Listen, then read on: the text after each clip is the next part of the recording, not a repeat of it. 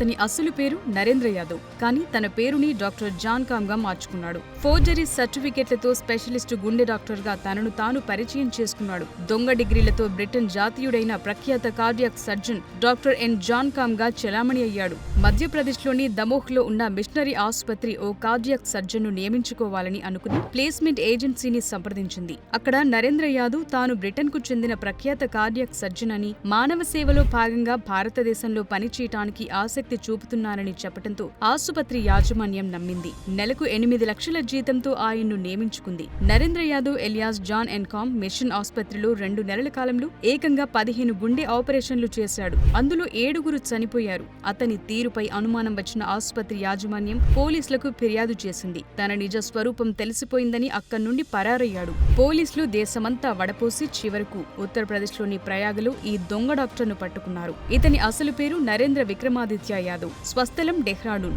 డజన్లు కొద్దీ ఫేక్ డిగ్రీలు సిద్ధం చేసి పెట్టుకున్నాడు. ఆసుపత్రి ప్రొఫైల్ ను బట్టి సూట్ అయ్యే డిగ్రీలు బయటకు తీస్తాడు. అతని దగ్గర ఆంధ్రప్రదేశ్ మెడికల్ కౌన్సిల్లో రిజిస్ట్రేషన్ అయిన ఫేక్ సర్టిఫికేట్ కూడా ఉంది. కార్డియాలజీకి సంబంధించి అతని దగ్గర అనేక స్పెషల్ పట్టాలున్నాయి. 2 నెలల వ్యవధిలో తన చేతుల మీదుగా 15 ఆపరేషన్లు చేస్తే అందులో 7 మరణించారు. పేషెంట్ల బంధువుల ఫిర్యాదుతో జిల్లా వైద్యాధికారి డాక్టర్ విక్రమ్ చౌహాన్ దర్యాప్తు చేశారు. డాక్టర్ జాన్ కామ్ సరైన డిగ్రీలు లేకుండా యాంజియోగ్రఫీ, యాంజియోప్లాస్టీ చేసినట్లు గుర్తించి పోలీసులకు ఫిర్యాదు చేశారు. ఈ ఫేక్ డాక్టర్ తన జీవిత కాలంలో 15,000 ఆపరేషన్లు చేసినట్లు తన ప్రొఫైల్లో చెప్పుకున్నాడు.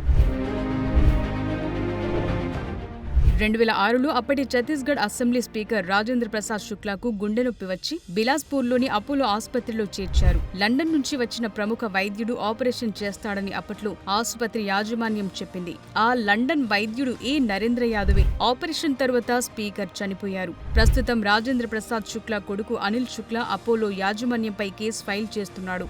దొంగ డాక్టర్ను రిక్రూట్ చేసుకుని తన తండ్రి మరణానికి కారణమైన అపోలో ఆసుపత్రి యాజమాన్యం సమాధానం చెప్పాలని అంటున్నాడు.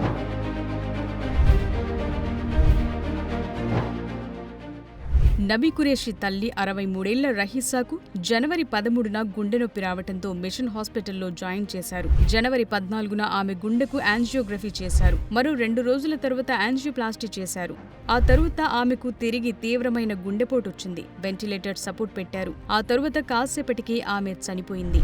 మరో కేసులో జితేంద్ర సింగ్ తన తండ్రి మంగల్ సింగ్ ను కడుపు ఉబ్బరంగా ఉందంటే గ్యాస్ట్రిక్ సమస్య అని ఈ మిషన్ హాస్పిటల్లో ఫిబ్రవరి 4న జాయిన్ చేశారు. అతనికి కూడా యాంజియోప్లాస్టీ చేశారు. గుండెకు సర్జరీ చేయాలి అర్జెంట్ అన్నారు. ఆపరేషన్ అయిన గంటల వ్యవధిలోనే మంగల్ సింగ్ చనిపోయారు. ఈ 2 సంఘటనల్లో పేషెంట్స్ బంధువులు జాతీయ మానవ హక్కుల సంఘానికి కంప్లైంట్ చేశారు. దామోహ్ జిల్లా కలెక్టర్ సుధీర్ కొచ్చార్ ప్రత్యేక టీం ద్వారా పూర్తి స్థాయిలో విచారణకు ఆదేశించారు.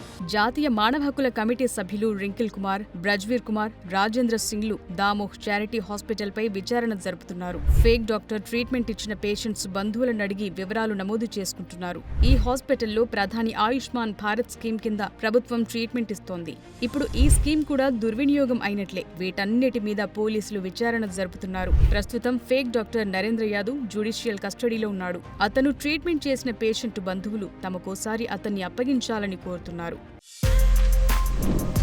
For more videos like this, subscribe Big TV channel.